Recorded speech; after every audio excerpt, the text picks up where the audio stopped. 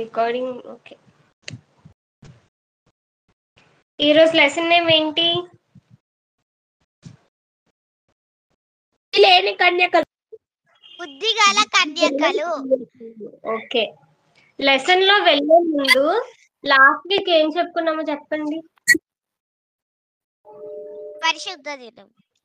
Very good. పరిశుద్ధ దినం. మనం పెట్టుకున్న గోల్ ఏంటి? లైఫ్ లాంగ్ గోల్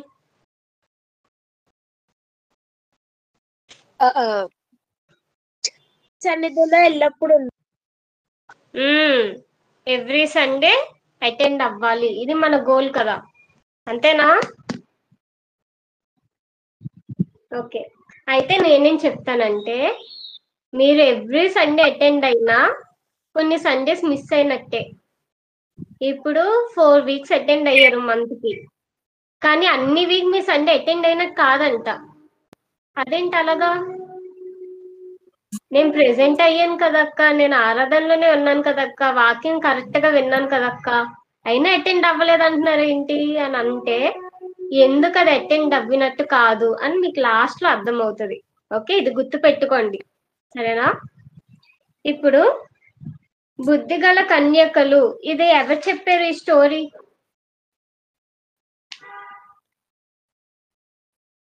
ఇప్పుడు మీరు చెప్తున్నారు అక్క అని అనొద్దు, బైబిల్లో ఎవరు చెప్పారు? జీసస్ అక్క. వెరీ గుడ్, యేసుక్రీస్తు చెప్పారు. ఓకే, అయితే స్టోరీ ఎందుకు చెప్పారు? మామూలుగా మీరు ఇలా ఉండండి అలా ఉండండి అని చెప్పొచ్చు కదా. ఇలా స్టోరీస్ చెప్పారు కదా యేసుక్రీస్తు, వీటిని ఉపమానము అంటారు. ఏమంటారు? ఉపమానము. ఉపమానము. ఇంగ్లీష్ లో పారబుల్ అంటారు. ఏమంటారు? అంటే ఇప్పుడు ఫస్ట్ ఉపమానం అంటే ఏంటి అని తెలుసుకుందామా. అసలు ఏంటది, ఆ వర్డ్ ఏంటి అంటే, ఆత్మ సంబంధమైన విషయాల్ని, అంటే స్పిరిచువల్ థింగ్స్ ని భౌతిక సంబంధమైన విషయాలతో, అంటే రియల్ లైఫ్ ఎగ్జాంపుల్స్ తో కంపేర్ చేసి చెప్పడం. స్పిరిచువల్ లైఫ్ ని రియల్ లైఫ్ ఎగ్జాంపుల్స్ తో ఏం చేయడం? కంపేర్ చేయడం. కంపారిజన్. ఈ ఉపమానాలన్నీ కంపారిజనే. ఇంకా ఈజీగా చెప్పాలంటే, కనిపించలేని వస్తువుల్ని కనిపించే వస్తువులతో కంపేర్ చేసి చెప్పడం. ఏంటి? కనిపించే వస్తువులతో మన కంటికి కనిపించలేని వస్తువుల్ని కనిపించే వస్తువులతో కంపేర్ చేసి చెప్పడం. మళ్ళీ చెప్పండి. కనిపించే వస్తువులని కంపేర్ చేయడం. కనిపించలేని వస్తువుల్ని అంటే మన కంటికి కనిపించలేదు, అలాంటి వస్తువుల్ని మన కంటికి కనిపించే వస్తువులతో కంపేర్ చేయడం. మళ్ళీ చెప్పండి. మన కంటికి కనిపించలేని వస్తువులని కనిపించే వస్తువులతో కనిపించవు కదా మనకు కొన్ని, సో వాటిని ఏం చేశారంటే సింపుల్ గా మనకు కనిపించే వస్తువులతో కంపేర్ చేశారు. ఫర్ ఎగ్జాంపుల్, మీరు చిన్నప్పుడు స్కూల్స్ కి వెళ్ళారా? యూకేజీ ఫస్ట్ అప్పటి నుంచి స్కూల్ స్టార్ట్ చేశారా? డైరెక్ట్ గా 10th 9th కి వచ్చారా? అప్పటి నుంచి స్కూల్ స్టార్ట్ చేశారా? ఓకే. అప్పుడు ఫస్ట్ క్లాస్ లో మీకు ఎడిషన్ నేర్పిస్తారు, అవునా? యూకేజీయా? ఎల్కేజీయా? ఓకే. ఎల్కేజీ నుంచి కాదక్క, nursery LKG UKG rhymes. Addition. First నుంచి ఎడిషన్. ఓకే, ఫస్ట్ నుంచి ఎడిషన్ నేర్పించారు అనుకుందాం. ఇప్పుడు మ్యామ్ వచ్చి 2 + 2 4, 1 + 1 2 అర్థమైందా? అంటే మీకు ఏమైనా అర్థమైందా? మీకు అప్పుడు ఏం తెలుసు? 2 + 2 4 ఎలా వచ్చింది, అసలు 4 ఆన్సర్ ఎందుకు వచ్చిందని మీకు డౌట్ వస్తుందా?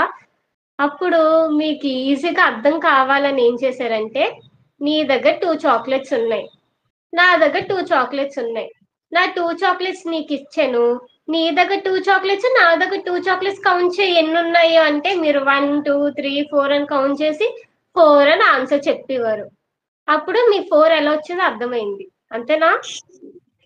మాకు చాక్లెట్స్ ఇవ్వలేదు అక్క, బ్యాడ్ లక్ అంటారా? కొని ఫింగర్స్ చూపించారు. ఇది 2 చాక్లెట్స్ అనుకోండి, ఇది 2 చాక్లెట్స్ అనుకోండి, నేను మీ 2 చాక్లెట్స్ ఇచ్చాను. ఇప్పుడు మీ దగ్గర మొత్తం ఎంత ఉన్నాయి అంటే మీరు 1 2 3 4 కౌంట్ చేసుకొని 4 ఉన్నాయని చెప్పేవారు. మీకు అలా ఎడిషన్ వచ్చింది అంత బాగా ఎక్స్ప్లెయిన్ చేస్తే. ఇప్పుడు ఇప్పుడు నెంబర్స్ ఎగ్జిస్ట్ అవుతాయా రియల్ లైఫ్ వరల్డ్ లో? మీరు ఎక్కడైనా 2 కనిపించడం చూసారా? 2 చూసారా బయట? ఎగ్జిస్ట్ అవ్వవు. అవ్వో, అది మనం కల్పించి చేసింది. ఇప్పుడు చెట్లు ఉన్నట్టు నెంబర్స్ కూడా ఉంటాయా? ఉండవు. అక్క ఉండవు. సో ఏం చేశారంటే కనిపించలేని నెంబర్స్ ని కనిపించే చాక్లెట్స్ తో పోల్చి చెప్పారా మీకు? చెప్పారు అక్క. కనిపించలేని నెంబర్స్ ని కనిపించే చాక్లెట్స్ తో బిస్కెట్స్ తో కంపేర్ చేసి ఎడిషన్ అంటే ఇది, సబ్ట్రాక్షన్ అంటే ఇదని మీకు సింపుల్ గా చెప్పారు. అందుకే మీరు ఎంత పర్ఫెక్ట్ గా ఉన్నారు. యేసుక్రీస్తు కూడా ఫస్ట్ ఉపమానాలు ఎందుకు చెప్పారంటే వీళ్ళకి క్లియర్ గా అర్థం కావాలి.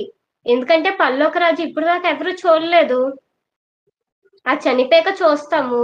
సో వీళ్ళకి ఇప్పుడే తెలియాలి, ఇప్పుడే అది ఎలా ఉంటుందో అర్థం కావాలి అంటే వీళ్ళకి వీళ్ళు చూసిన వస్తువులతో కంపేర్ చేసి చెప్దామని ఈ ఉపమానం స్టార్ట్ చేశారు. ఇది ఫస్ట్ రీజన్. ఓకే, కష్టంగా ఉందా ఈజీగా ఉందా? ఈజీగా ఉంది. ఓకే, సెకండ్ రీజన్ ఏంటంటే ఆ టైంలో శాస్త్రులు పరిసయ్యులు అని ఉండేవారు. వాళ్ళు ఏంటంటే ధర్మశాస్త్రము ఇవన్నీ బాగా తెలిసిన వాళ్ళు. వాళ్ళు మాత్రమే ఆ వాళ్ళు మాత్రమే దేవుని మందిరంకి వెళ్ళి పని చేసేవారు అనమాట. వాళ్ళని చాలా స్పిరిచువల్ గా ఎంచేవారు ఆ టైంలో.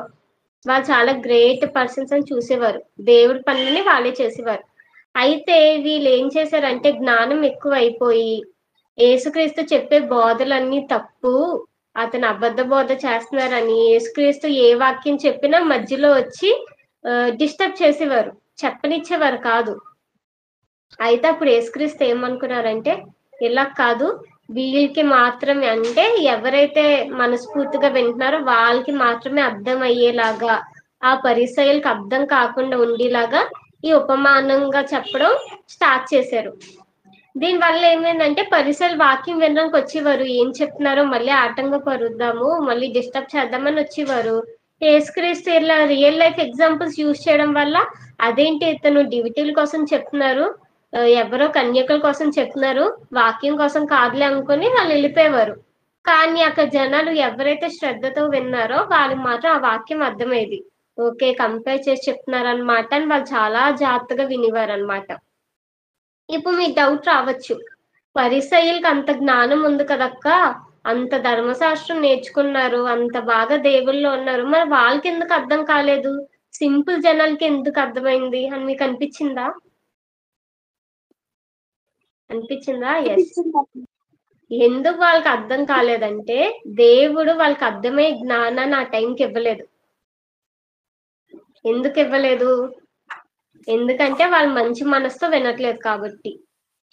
వాళ్ళ ఆసక్తి మంచి విషయంలో లేదు, తప్పు ఎంచుదా అని ఉంది కాబట్టి దేవుడు వాళ్ళ జ్ఞానమే ఇవ్వలేదు ఆ టైంకి. నీకు అర్థం కాదు, ఇంక మీ ఇష్టం అన్నట్టు వదిలేశారు.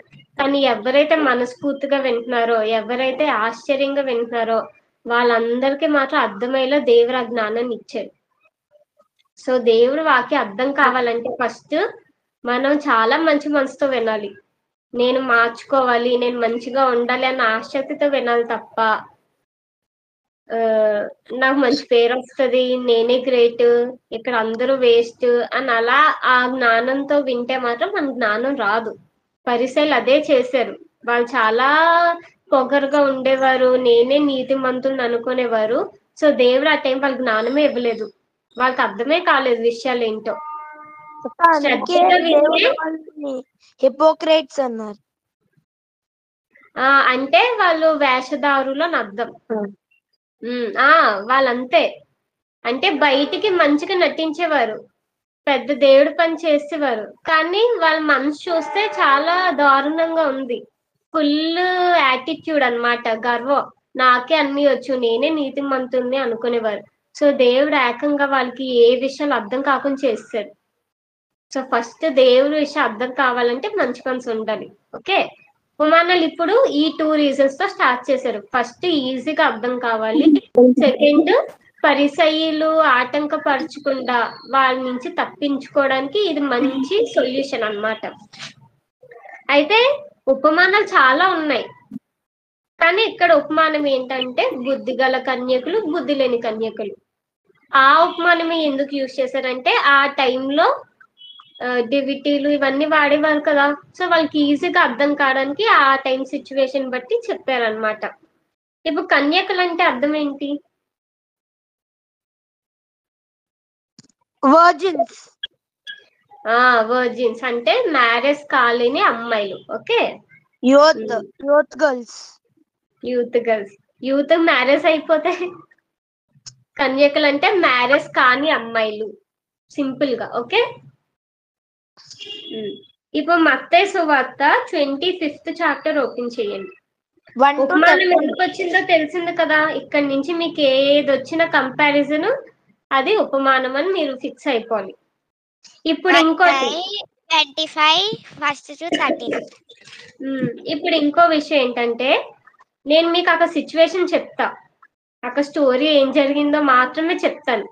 లాస్ట్ లో ఆ కంపారిజన్ మీరు చెప్పాలి. అంటే రియల్ లైఫ్ ఎగ్జాంపుల్ నేను చెప్తాను, ఆ కంపారిజన్ ఏంటి, ఆ స్పిరిచువల్ మీనింగ్ ఏంటో మీరు చెప్పాలి. ట్రై చేయాలి, సరేనా? ఇప్పుడు 25th చాప్టర్ ఓపెన్ చేసా, ఫస్ట్ వర్స్ చదువుతున్నా.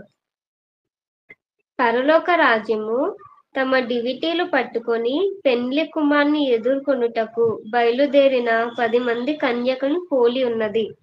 ఇప్పుడు పరలోక రాజ్యం దేనికి పోలి ఉందంట అంటే, పరలోక రాజ్యం ఎలా ఉందంట, 10 members వర్జిన్స్ ఉన్నారు, 10 మంది కన్యకులు ఉన్నారు. వాళ్ళు డివిటీల పట్టుకొని పెళ్లి కుమార్ని ఎదుర్కోవడానికి సిద్ధపడి ఉన్నారంట. పరలోక రాజ్యం ఇప్పుడు అలా ఉందంట. 10 మంది, ఎంతమంది కన్యకులు? 10 మంది కన్యకులు ఏం పట్టుకొని ఉన్నారు? డివిటీలు పట్టుకొని ఎవరిని ఎదుర్కోవడానికి రెడీగా ఉన్నారు? పెళ్లి కుమారుని. ఓకే, పెళ్లి కుమారుని ఎదుర్కోవడానికి రెడీగా ఉన్నారు. సరే, ఓకే. 2వ వచనం, వీరిలో 5 బుద్ధి లేని వారు, 5 బుద్ధి గలవారు. ఉన్న అందరూ మంచోళ్ళు కాదు, 5 బుద్ధి గలవారంట, 5 బుద్ధి లేని వారంట. ఈ లెసన్ బట్టి మన బుద్ధి ఉందో లేదో కూడా తెలిసిపోద్ది. ఓకేనా అక్క? డివిటీలు అంటే ఏంటక్క? డివిటీలు అంటే ఇప్పుడు మన టార్చ్ ఎలా ఉందో పాత కాలంలో వాళ్ళకి అలా అన్నమాట, ఒక టార్చ్ లాగా. కాకపోతే అది ఎలా వెలుగుతుంది అంటే ఆయిల్ వేసి కొంచెం మంట పెడితే అప్పుడు ఫైర్ వస్తుంది. మెయిన్ ఆయిల్ ఉండదు దానికి. దీపాలమ్మా, దీపాల్లాగా సేమ్, కాకపోతే అది టార్చ్ లా ఉంటది, పెద్ద స్టిక్ లాగా. ఓకే అక్క. బుద్ధి లేని వారు తమ డివిటీలు పట్టుకొని తమతో కూడా నూనె తీసుకొని రాలేదు. బుద్ధి గల వారు తమ డివిటీలతో కూడా సిద్ధెలలో నూనె తీసుకుని పోయిరి. పెండ్లి కుమారుడు ఆలస్యము చెయ్యగా వారు కునికి నిద్రించుచుండిరి. అర్ధరాత్రి వేళ ఇదిగో పెండ్లి కుమారుడు, అతనిని ఎదుర్కొన రండి అని కేక వినబడెను. అప్పుడు ఆ కన్యకులందరూ లేచి తమ డివిటీలను చక్కపరిచిరి గాని బుద్ధి లేని కన్యకులు, మా డివిటీలు ఆరిపోవచ్చున్నవి గనుక మీ నూనెలో కొంచెం మాకు ఇయ్యుడని బుద్ధి గలవాన్ని అడిగిరి. అందుకు బుద్ధిగల కన్యకులు, మాకును మీకును ఇది చాలదేమో, మీరు అమ్మవారి వద్దకు పోయి కొనుక్కొనుడని చెప్పిరి. వారు కొనుక్కొని పోచుండగా పెండ్లి కుమారుడు వచ్చెను. అప్పుడు సిద్ధపడి ఉన్న వారు అతనితో కూడా పెండ్లి విందుకు లోపలికి పోయిరి. అంతటా తలుపు మూయబడెను. ఆ తర్వాత తక్కిన కన్యకులు వచ్చి, అయ్యా అయ్యా మాకు తలుపు తీయమని అడుగక అతడు, మిమ్మల్ని నేను ఎరుగను, మీతో నిశ్చయంగా చెప్పుచున్నాను, ఈ దినము ఆ దినంనైనను గడి అయినను మీకు తెలియదు గనుక మెలకువగా ఉండుడి. అయితే ఇప్పుడు ఏమైందంటే 10 మంది కన్యకులు వచ్చారు. ఏం పట్టుకొని వచ్చారు? డివిటీని పట్టుకొని వచ్చారు. అయితే చాలా సేపు వెయిట్ చేశారు పాపం. పెళ్లి కొడుకు వస్తారు కలుద్దాము అని చెప్పి వెయిట్ చేస్తే పెళ్లి కొడుకు రాలేదు. అయితే సరే అని చెప్పి కాసేపు అక్కడే పడుకోపోయారు. చాలా లేట్ అయిపోయింది. ఇంకా అందరూ పడుకున్నారు. బుద్ధి గల వాళ్ళు పడుకున్నారు, బుద్ధి లేని వాళ్ళు కూడా పడుకోపోయారు. అయితే సడన్ గా అర్ధరాత్రి అయినప్పుడు పెళ్లి కొడుకు వచ్చారు అనేసి అనౌన్స్మెంట్ వచ్చిందనమాట. అయితే ఇప్పుడు అందరూ లేచి చక్కగా అన్ని రెడీ చేసుకుంటున్నారు అనమాట. అయితే బుద్ధి గల వారు ముందుగా ఏం ఆలోచించారంటే పెళ్లి కొడుకు ఒకసారి లేట్ అయిపోతారేమో ఎవరికి తెలుసు అని చెప్పి ముందుగా జాగ్రత్తగా ఆలోచించి వాళ్ళతో పాటు నూనె కూడా తెచ్చుకున్నారు. ఏం తెచ్చుకున్నారు? నూనె. కానీ బుద్ధి లేని వాళ్ళు ఏం చేశారు? వచ్చేస్తారులే అప్పుడు చూసుకుందాంలే అని చెప్పి సిద్ధపాటు లేకుండా నూనె తెచ్చుకోకుండా వచ్చేసారనమాట. ఇప్పుడు పెళ్లి కొడుకు రావడం లేట్ అయిపోయింది. అప్పుడు దాకా డ్యూటీలు ఉంటాయా? ఆయిల్ అయిపోతే ఫైర్ ఆగిపోద్ది కదా. అయితే లెగ్గానే వాళ్ళ దగ్గర ఫైల్ లేదు. సరే బుద్ధి గల వాళ్ళు ఏం చేశారు? ఆయిల్ వేసుకొని చక్కగా మళ్ళీ ఆ మంటను పెట్టారు. కానీ బుద్ధి లేని వాళ్ళ దగ్గర ఆయిల్ లేదు, వాళ్ళ దగ్గర మంట లేదు. ఇప్పుడు వాళ్ళు ఏం చేస్తారు? ఇప్పుడు వాళ్ళ దగ్గర డివిటీలు వెలుగుతూ ఉంటేనే లోపలికి వెళ్తారు. అడుగుతారు. మాకు కొంచెం ఇవ్వండి ఆయిల్ షేర్ చేసుకుందాము అని అంటే బుద్ధి గల వారు ఏమంటారు? మీకు మాకు ఇది చాలదు, షాప్కి వెళ్ళి తెచ్చుకోండి అని అంటారు అనమాట. ఈలో వాళ్ళు తెచ్చుకుందామని వెళ్ళేసరికి పెళ్లి కొడుకు వస్తారు. ఈలోగా తలుపులు ఓపెన్ అవుతాయి. వీళ్ళందరూ విందుకు వెళ్ళిపోతారు, తలుపు మూసేస్తారు. పాపం ఈలోగా వీళ్ళు వచ్చేసరికి తలుపు మూసుంటది. తలుపు తీయండి తీయండి అన్న ఇంక తలుపు తీరు. ఇది స్టోరీ. అయితే ఇక్కడ మీరు అనుకోవచ్చు పాపం బుద్ధి గల వాళ్ళు మంచోళ్ళు కదా అక్క, హెల్ప్ చేయాలి కదా కొంచెం అయినా అని మీరు అనుకోవచ్చు. దగ్గర ఆయిల్ కొంచెం ఉంది. ఎక్కువ తెచ్చుకోవచ్చు కదా, జ్ఞానం ఉన్న వాళ్ళు కదా ముందే తెలిసినప్పుడు. ఇప్పుడు మనం స్కూల్స్కి వెళ్తాం, కాలేజెస్కి వెళ్తాం, వాటర్ బాటిల్ పట్టుకొని వెళ్తాం. మనం మంచోళ్ళమే కదా అని చెప్పి 4-5 బాటిల్స్ ఒక టిన్ను పట్టుకొని వెళ్తాం మా ఫ్రెండ్స్ కోసం. అవ్వదు. ఎందుకని మీ దగ్గర బుక్స్ ఉంటే కష్టం, మీకు ఎంత కావాలో అంతే పట్టుకెళ్ళగలరు. కానీ ఫ్రెండ్స్ కూడా ఇద్దామని చెప్పి టిన్లు 3-4 బాటిల్స్ పట్టుకొని వెళ్ళాం కదా. అంటే కొన్ని విషయాలు ఎలా ఉంటాయంటే షేర్ చేసుకోలేము. స్పిరిచువల్ లైఫ్ లో మెయిన్ మా మమ్మీ మంచిగా ఉంది కదా, దేవుడు నాకు కూడా మంచి బ్లెస్సింగ్స్ ఇస్తారు అనుకుంటే నీకు ఆ బ్లెస్సింగ్స్ రావు. మమ్మీ మంచిగుంటే మమ్మీకే బ్లెస్సింగ్స్. మా డాడీ చాలా స్పిరిచువల్ కదా, నాకు కూడా బ్లెస్సింగ్స్ వచ్చేస్తాయి వాళ్ళ కొడుకుని కదా అని అనుకుంటే రావు. డాడీ బ్లెస్సింగ్స్ డాడీవే, మమ్మీ మమ్మీవే, మీవే. సో మంచి పనులు షేర్ చేసుకోవడానికి అవ్వదన్నమాట. ఎవరికి వాళ్ళే కష్టపడాలి, ఎవరికి వారే దేవుడి దగ్గర మంచి పేరు తెచ్చుకోవాలి. ఓకేనా? సో ఇక్కడ మనం ఫస్ట్ నేర్చుకోవాల్సింది ఏంటంటే కొన్ని విషయాలు షేర్ చేసుకోవడానికి అవ్వదు, మనది మనదే. ఓకేనా? సో వీళ్ళు ఏం చేశారంటే సరేలే చూద్దాంలే అనుకొని నిర్లక్ష్యంతో వచ్చారు. కానీ బుద్ధి గల వాళ్ళు ఏం చేశారంటే నేను ఎలాగైనా ఈ ఛాన్స్ మిస్ చేసుకోకూడదు, ఎలాగైనా నేను ఆ విందులోకి వెళ్ళాలి, ఎలాగైనా నేను లోపలికి వెళ్ళాలి అని అంత స్ట్రాంగ్ గా అనుకున్నారు. కాబట్టి వీళ్ళకి జ్ఞానం వచ్చింది. లేదు నేను సిద్ధంగా ఉండాలి అని ప్రతి విషయంలో పర్ఫెక్ట్ గా ఉన్నారు. సరేనా? ఇప్పుడు మనకి ఏదైనా బాగా ఇంపార్టెంట్ అనిపిస్తే ఆ సిద్ధపాటు మనలో ఉంటది. ఓకేనా? సో ఇది స్టోరీ. నాకు కంపారిజన్ ఎవరు చెప్తారు ఇక్కడ? పెళ్లి కొడుకు అంటే ఎవరు? వెరీ గుడ్, యేసుక్రీస్తు. ఇక్కడ పెళ్లి కొడుకు అంటే యేసుక్రీస్తు. కన్యకలు అంటే 10 మంది.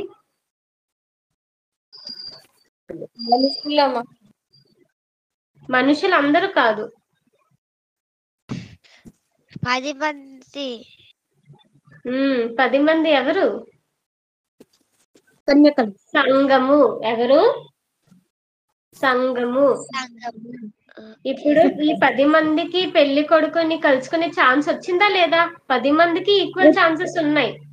అలా సంఘం వాళ్ళందరికీ పరలోకంకి వెళ్ళే ఛాన్స్ ఉందంట.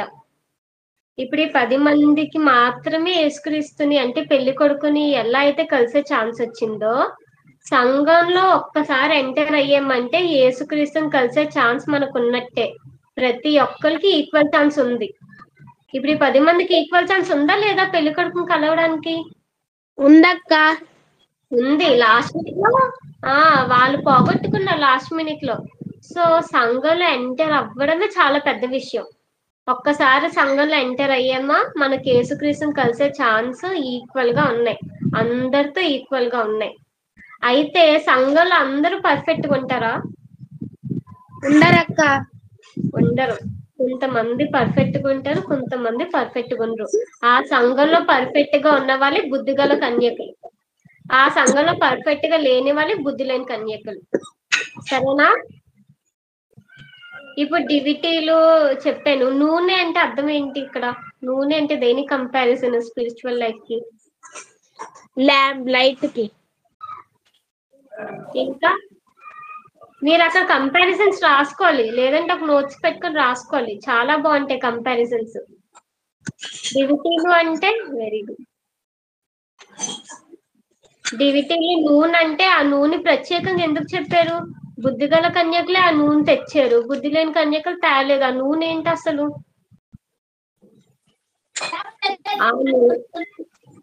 ఏంటమ్మా? విశ్వాసం. విశ్వాసం. Very good. వాళ్ళకు కూడా వస్తుంది. మెయిన్ ఏంటంటే మంచి పనులు, దేవుడు చెప్పే ప్రతి పని అన్నమాట. ఆ నూనె దేన్ని సూచిస్తుందంటే దేవుడి వాక్యం, అంటే దేవుడు చెప్పే ప్రతి మాట, దేవుడు చెప్పింది ప్రతిదీ మన లైఫ్ లో ఉంటేనే ఆ ఫైర్ మనలో వస్తది, అంటే ఆ వెలుగు మనలో వస్తది. ఇప్పుడు ఆ నూనె వేస్తేనే ఫైర్ వచ్చిందా లేదా? వచ్చిందక్క. నూనె వేయకపోతే ఫైర్ వస్తుందా? రాదక్క. రాదు. సో బైబిల్లో ధన్యత తర్వాత యేసుక్రీస్తు ఒక మాట అంటారు, మీరు లోకానికి వెలుగై ఉన్నారు. ఆ వెలుగు అంటే ఏంటి? కొవ్వొత్తు పట్టుకొని తిరగడమా? మొత్తం మంచి కొవ్వొత్తులు పట్టుకొని తిరగడం వెలుగై ఉండడం కాదు. అంటే యేసుక్రీస్తు మాటలు మనలో ఉన్నప్పుడు, చాలా మంది సువార్త ప్రకటిస్తున్నప్పుడు, మంచిగా జీవిస్తున్నప్పుడు, దేవుడు ఏది ఎలా చెప్తే అలా చేసినప్పుడే మనం వెలుగు అన్నమాట. ఇప్పుడు ఆ వెలుగు ఎలా వస్తదంటే నూనె అనే వాక్యాన్ని, అంటే నూనె అనే దేవుడు మాటలు మనం పాటించినప్పుడే ఆ వెలుగు అనేది మన లైఫ్ లోకి వస్తది. సిద్ధపడి ఉండడం అంటే ఏంటి? యేసుక్రీస్తు రెండో రాకడ తెలుసా మీకు? సెకండ్ టైం యేసుక్రీస్తు వస్తారు. ఎవరైతే మంచి పనులు చేస్తారో చూస్ చేసుకొని పరలోకం తీసుకెళ్తారు.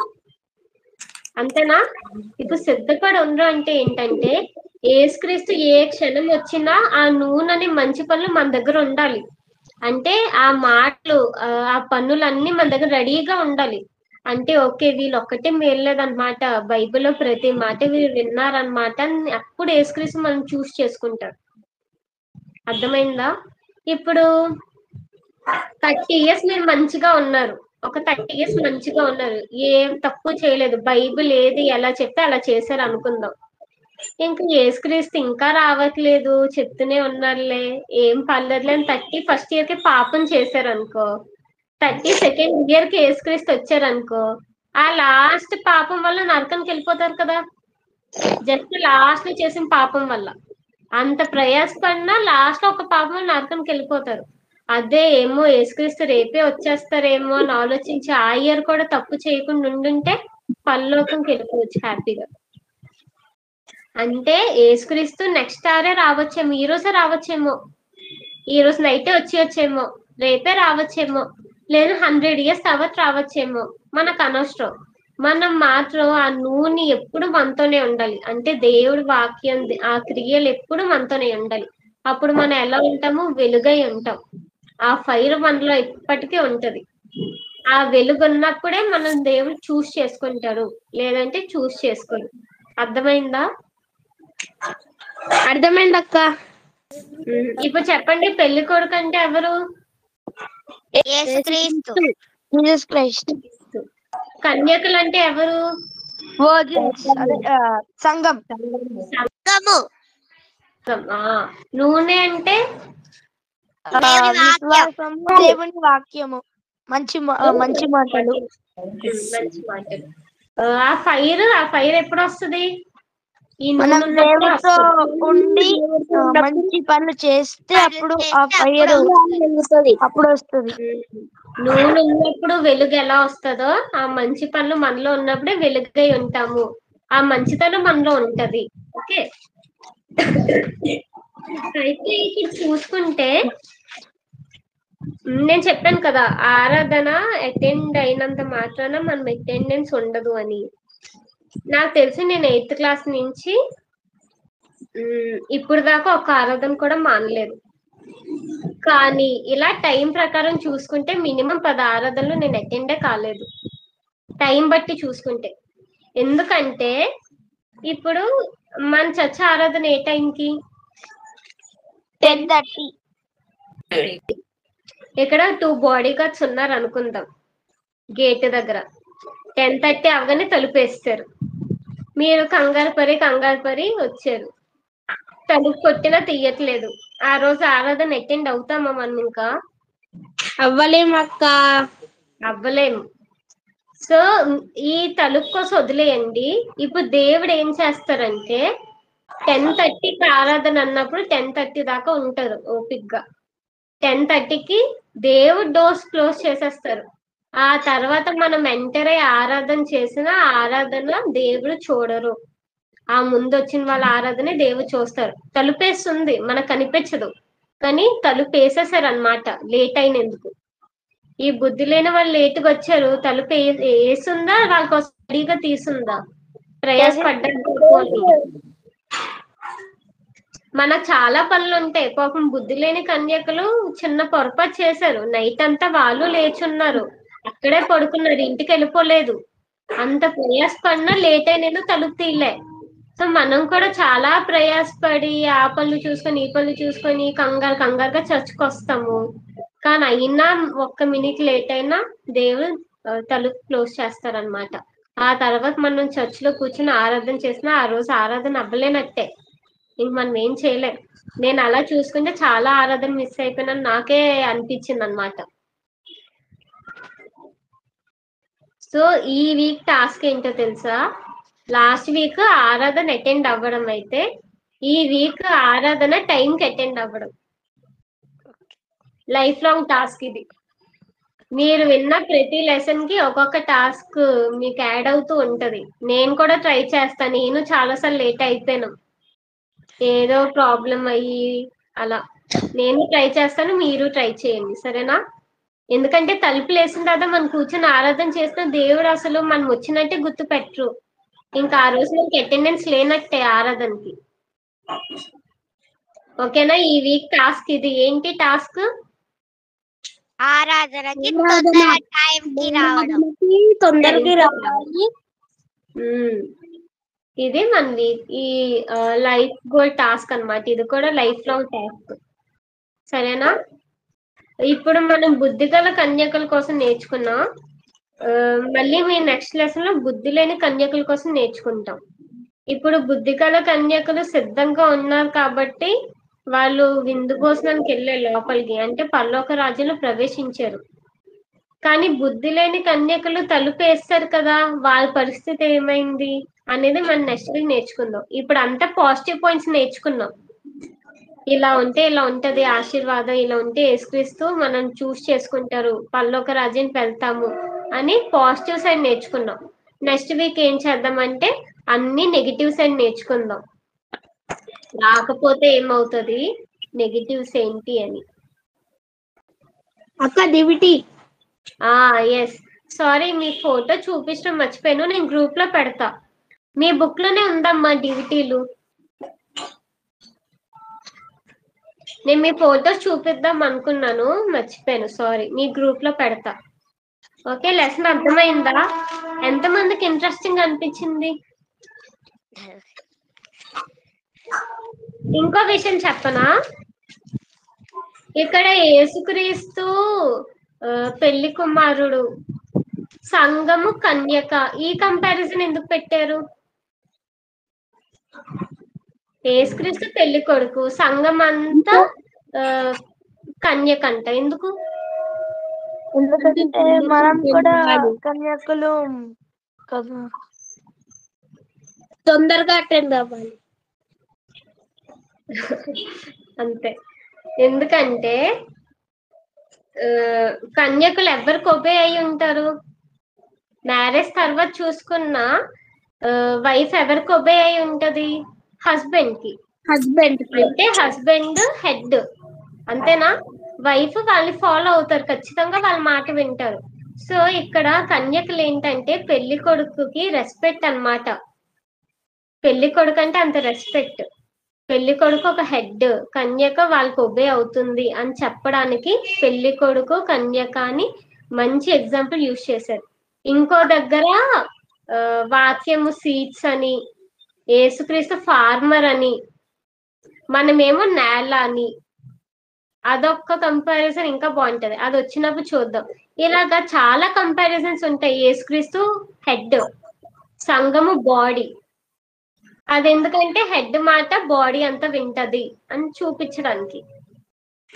ఓకే, యేసుక్రీస్తు ఇంకా చాలా ఉంటాయి. భర్త, సంఘం భార్య, యేసుక్రీస్తు ఫార్మర్, మనం నేల. అలా చాలా కంపారిజన్స్ ఉంటాయి అన్నమాట. అన్ని ఏంటి ప్రెజెంట్ చేస్తున్నాయి అంటే యేసుక్రీస్తు హెడ్, సంఘం అంతా యేసుక్రీస్తు కొబ్బరి అయ్యే బాడీ అని అర్థం. సరేనా? ఇక్కడ అర్థం అది. ఓకే, ఒబేయింగ్ అన్నమాట. కన్యకల్లో ఉండే థింగ్ ఏంటంటే ఒబే అవ్వడం. అంటే మనం యేసుక్రీస్తుకి లైఫ్ లాంగ్ ఒబే అవ్వాలి, రెస్పెక్ట్ ఇవ్వాలి. ఓకేనా? నెక్స్ట్ టైం మీకు విత్తనాలు ఉపమానం వస్తుంది, అది కూడా చాలా బాగుంటది. అక్కడ ఎలా ఒబే అవుతామో అక్కడ కంపారిజన్ ఏంటి అక్కడ నేర్చుకుందాం. మీకు ఉపమానాలు అన్ని ఇంట్రెస్టింగ్ గా ఉంటాయి తెలుసా? సో ఇవన్నీ మీరు బైబిల్లో రాసుకోండి. ఇక్కడ పెళ్లి కొడుకు అంటే యేసుక్రీస్తు, నూనె అంటే దేవుని మాటలు అనుకొని మీరు బైబిల్లో ప్రతిదీ పెన్సిల్ తో రాసుకోవాలి. మీ బైబిల్ ఎలా ఉండాలో తెలుసా? క్లీన్ గా ఉండకూడదు బైబిల్, అదొక స్టడీ బుక్ లా ఉండాలి. బైబిల్ నిండా పెన్సిల్స్ ఏదో ఒక రాస్తూ ఉండాలి. సో మీరు ఆ చాప్టర్ తీసినప్పుడు మీరు అది రీకాల్ చేసుకుంటారు అనమాట. ఓకే, ఇది ఇక్కడ, ఇది ఇలా నేర్చుకున్నానా అని చెప్పి మీకు అర్థం ఉంటది.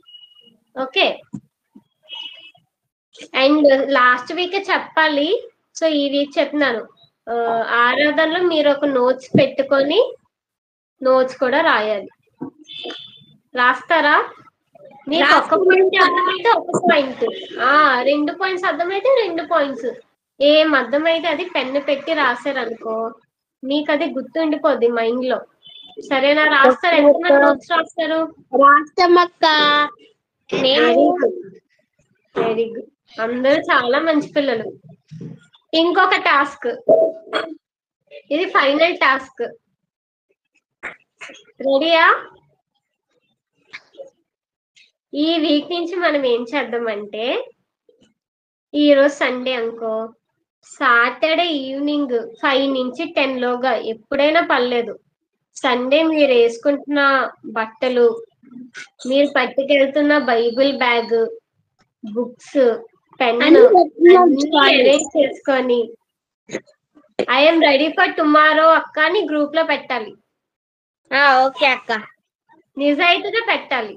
నేను తీసేసుకున్నాను అక్క, నేను రెడీ అని చెప్పాలి. నేను కూడా పెడతా. ట్రై చేద్దామా? ట్రై చేద్దాం అక్క. ఎంతమంది ఫెయిల్ అవుతారో చూస్తా. ఆరాధనకు వచ్చిన ప్రతి ఒక్కరు రెడీయో కాదో చూస్తా నేను సాటర్డే. మహేష్ నువ్వు రెడీయా? అందరు రెడీయా?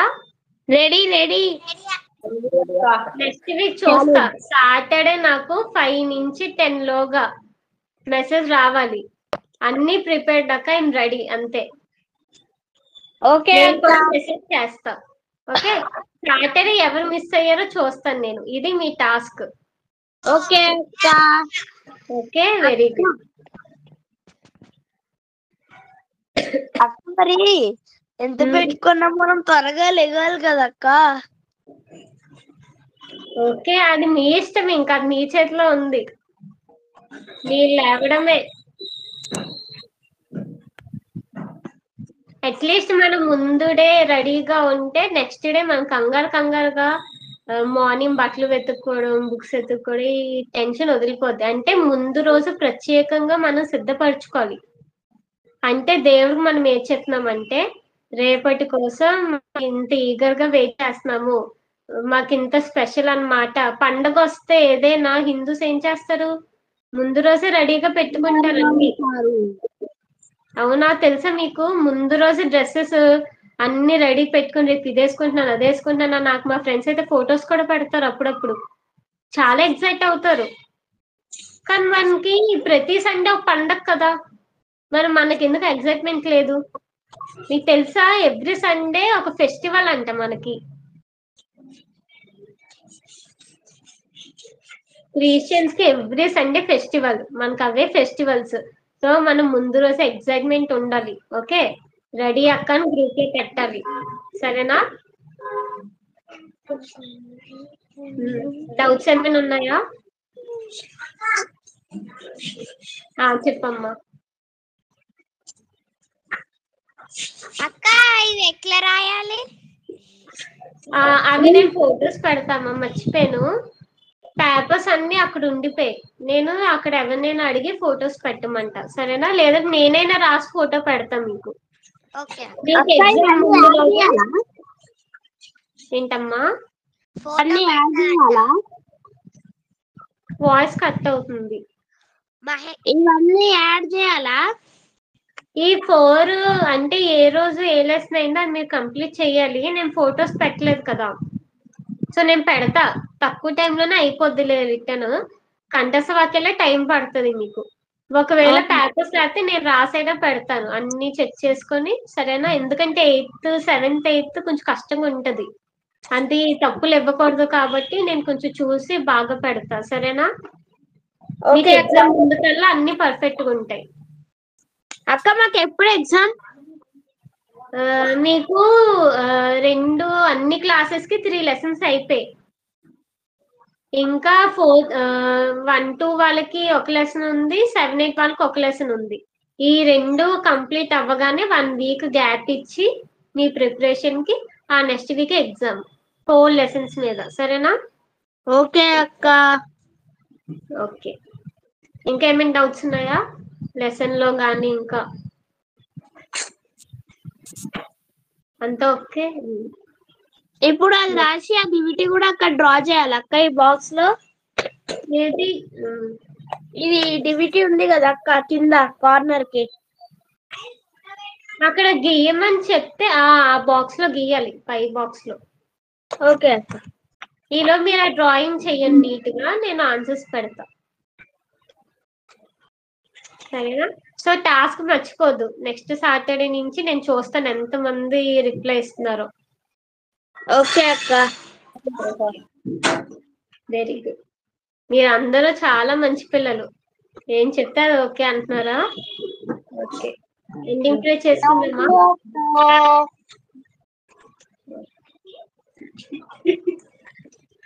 ఎండింగ్ ప్రే చేసుకుందాం.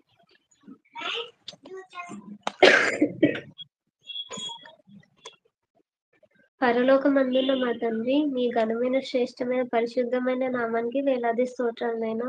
మమ్మల్ని ఎంతో ప్రేమించి ఈ సండే స్కూల్ ఇలా నడిపించినందుకు మీకు వేలాది కృతజ్ఞతలు తండ్రి. ఈ పిల్లని జ్ఞాపకం చేసుకున్న ఆయన ఎంతో ఆసక్తితో మీ వాక్యం విని దాని ప్రకారం జీవించడం ప్రయత్నిస్తున్నారు తండ్రి. వాళ్ళని జ్ఞాపకం చేసుకుని వాళ్ళు స్టార్ట్ చేసిన ప్రతి వర్క్ లో మీరే బ్లెస్సింగ్స్ దయచేసి నడిపించండి నాయన. వాళ్ళన్నిటిలోని పర్ఫెక్ట్ గా ఉండేలా సహాయం చేయండి తండ్రి. ఇప్పటి నుంచి మీకు ఇష్టమైన జీవితాన్ని జీవించేలా సహాయం చేయండి నాయన. మా పని పాటలో సహాయం చేయండి, చదువులో జ్ఞానంలో మీరే నడిపించమని వేడుకుంటున్నాం నాయన. ఇప్పుడు దాకా నడిపించినందుకు మరొకసారి కృతజ్ఞతాస్తుతులు చెల్లిస్తూ, మీ చిత్తం అయితే వచ్చే వారం కూడా ఇలా కలుసుకునే అవకాశం దయచేయమని వేడుకుంటూ, ఈ ప్రార్థన మా రక్షకుడైన యేసుక్రీస్తునామములో అడిగి వేడుకుంటున్నాం తండ్రి. ఆమేన్. అందరికీ వందనాలు. ఆమేన్. అందరికీ వందనాలు. అందరికీ వందనాలు. చర్చ్ లో కలుసుకుందాం. Bye bye. వందనాలు. Bye bye. బాయ్.